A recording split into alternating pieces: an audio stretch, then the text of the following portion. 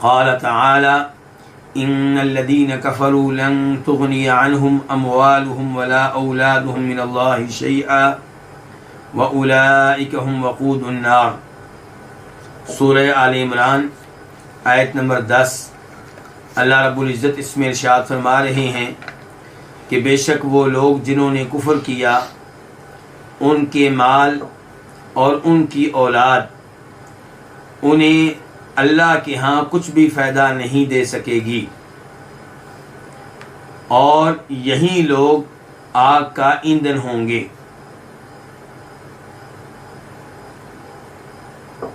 یہ تھا اس آیت کا آسان ترجمہ۔ اب ہم آتے ہیں اس آیت کے الفاظ اور مفردات کی طرف۔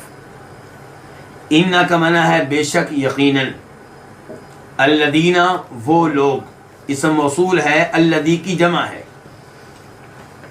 کفروا جنہوں نے کفر کیا، فعل ماضی ہے جمع کے لیے، اس کا واحد ہے کفارا، اس نے کفر کیا۔ لن تغنی عنہم ہرگز فائدہ نہیں دے سکیں گے انہیں۔ لن جو ہے اس کا معنی ہوتا ہے ہرگز نہیں۔ تغنیہ، یہ لن اگر نہ ہو تو کیسے ہوگا؟ تغنی، اور تغنی جو ہے یہ فعل مضارع ہے، واحد مؤنث کے لیے ہے۔ یغنی وہ فائدہ دیتا ہے، تغنی وہ فائدہ دیتی ہے۔ تو یہاں پہ جب لن آیا تو لن کی وجہ سے تغنیہ کی یا کے اوپر کیا آ گیا ہے؟ زبر آ گئی ہے، فتح آ گیا ہے۔ تو اب معنی کیا ہو گیا؟ ہرگز فائدہ نہیں دیں گے۔ عنہم، یہ دو لفظ ہیں، عن الگ ہے، ہم الگ ہے۔ ان سے کفایت نہیں کریں گے، ان کا دفاع نہیں کریں گے، ان کو بچا نہیں سکیں گے۔ ہم سے مراد کون ہے؟ کفر کرنے والے، الذین کفروا۔ اموالہم ان کے مال، کن کے مال؟ ان کافروں کے مال۔ اموالہم دو لفظ ہیں، اموال اور ہم۔ اموال مال ان کی جمع ہے، ولا اولادہم اور نہ ہی ان کی اولاد۔ اولاد ولد ان کی جمع ہے۔ ولد کس کو کہتے ہیں؟ انسان کی اولاد کے اوپر لفظ بولا جاتا ہے، زیادہ ہو تو اولاد اور ایک ہو تو ولد، چاہے وہ لڑکا ہو چاہے وہ لڑکی ہو۔ من اللہ، اللہ سے، اللہ کے ہاں، شیئن کچھ بھی،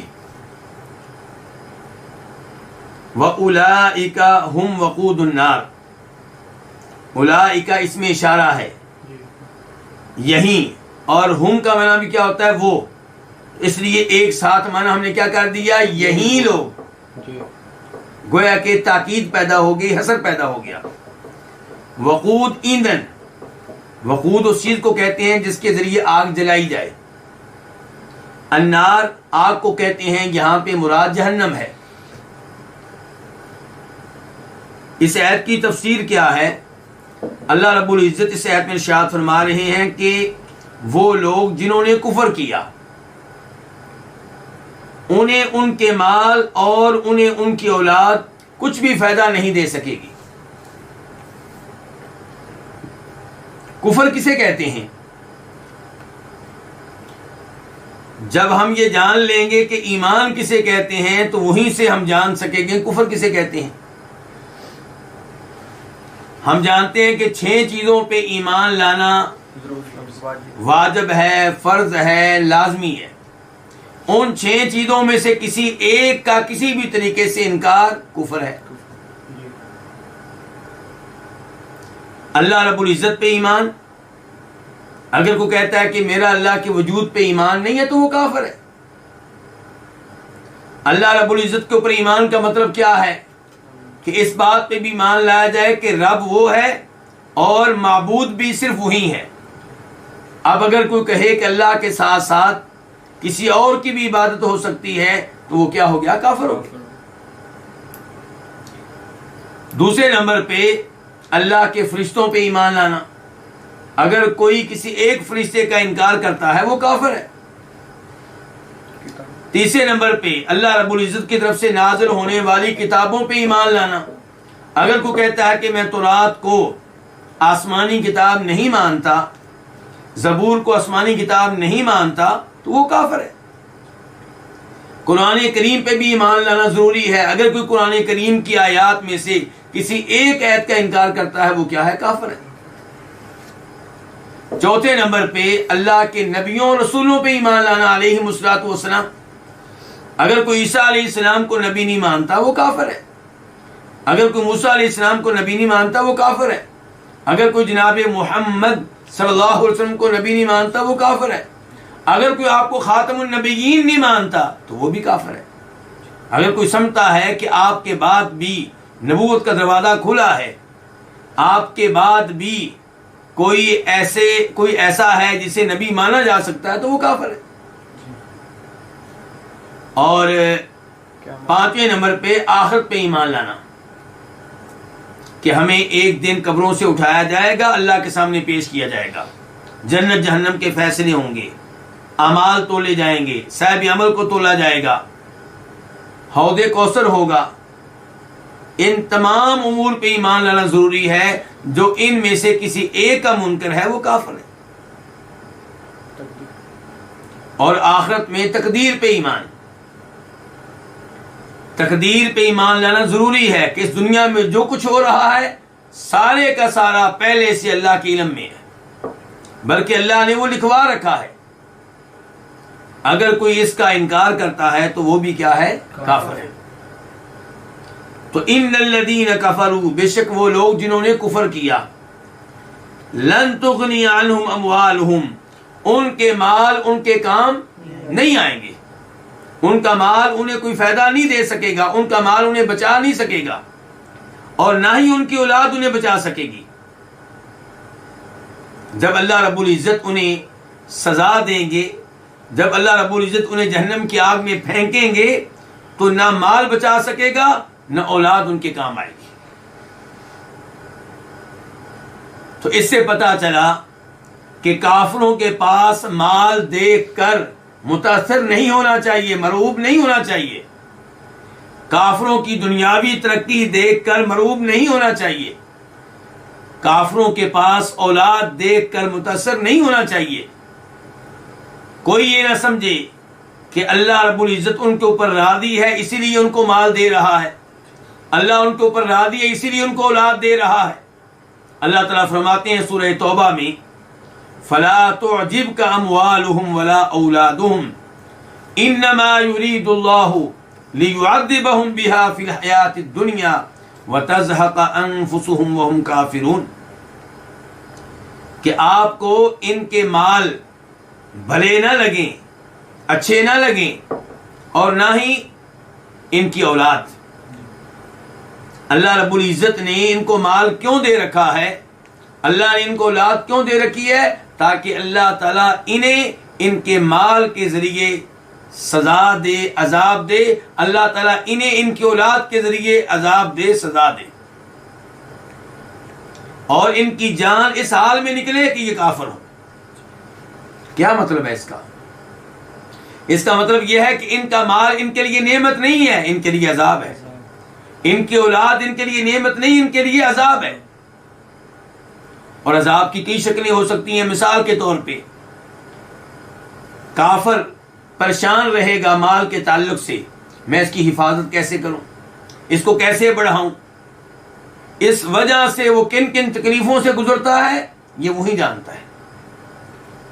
اور ایسے ہی اولاد ان کے لیے عذاب کا سبب ہے، دنیا میں بھی اور آخرت میں بھی.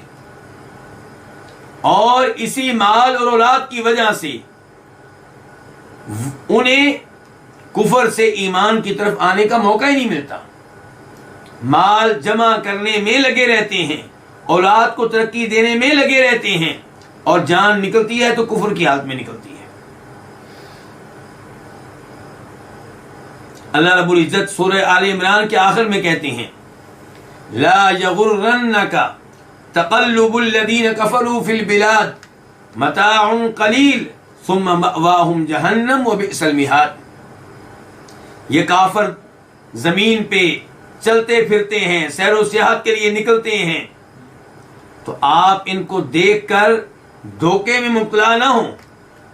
اس وجہ سے آپ یہ نہ سمجھیں کہ یہ خیر کے اوپر ہیں. متاع قلیل, دنیا کا تھوڑا سا ساز و سامان ہے, فائدہ ہے, وہ اٹھا رہے ہیں. ثم مأواہم جہنم, پھر انہوں نے جہنم کی آگ میں داخل ہونا ہے. تو ان کا مال, ان کی اولاد انہیں جہنم کی آگ سے بچا نہیں سکیں گے. یہ کن کی بات ہو رہی ہے؟ کافروں کی. اس کے برعکس مومنوں کے لیے ان کا مال بھی مفید ہوتا ہے, ان کی اولاد بھی مفید ہوتی ہے. مال اللہ کی راہ میں خرچ کرتے ہیں, مساجد کے اوپر, یتیموں کے اوپر, بیواؤں کے اوپر, فقراء کے اوپر, تو یہ مال انہیں جنت میں لے جانے کا سبب بنتا ہے. اس مال کے ذریعے اللہ کی محبت, اللہ کی رضا حاصل کرتے ہیں. اس مال کے ذریعے کوئی نہ کوئی صدقہ جاریہ کر جاتے ہیں, خود قبر میں ہوتے ہیں. مال بعد میں بھی ان کے اجر و ثواب میں اضافے کا سبب بنتا ہے. یہی صورتحال اولاد کی ہے. ان کی اولاد ان کے لیے مفید ہے. کیوں؟ اولاد کو تلاوت سکھاتے ہیں, اولاد کو نماز کی راہ پہ لگاتے ہیں, اولاد کو روزہ رکھنے کی عادت ڈالتے ہیں. خود فوت بھی ہو جائیں تو یہ بچے نیک اعمال کرتے رہیں گے. ان کی وجہ سے والدین کو بعد میں اجر و ثواب ملتا رہے گا. بلکہ او ولد صالح یدعو لہ, جیسا کہ فرمایا تھا نبی علیہ الصلوۃ والسلام نے کہ ان کی نیک اولاد ان کے لیے دعائیں کرتی ہے, اور ان دعاؤں کی وجہ سے انہیں فائدہ ہوتا ہے. تو اللہ تعالیٰ فرماتے ہیں کہ بے شک وہ لوگ جنہوں نے کفر کیا, انہیں ان کے مال اور ان کی اولاد ہرگز فائدہ نہیں دے سکیں گے. من اللہ, اللہ کے ہاں, شیئن, کچھ بھی. وَأُولَٰئِكَ هُمْ وَقُودُ النَّارِ, یہی لوگ آگ کا ایندھن ہیں, یہی لوگ آگ کا ایندھن ہوں گے. جہنم کی آگ کا ایندھن, جہنم کی آگ میں ایندھن کیا ہوگا؟ اللہ تعالیٰ نے 2 چیزیں بتائی ہیں.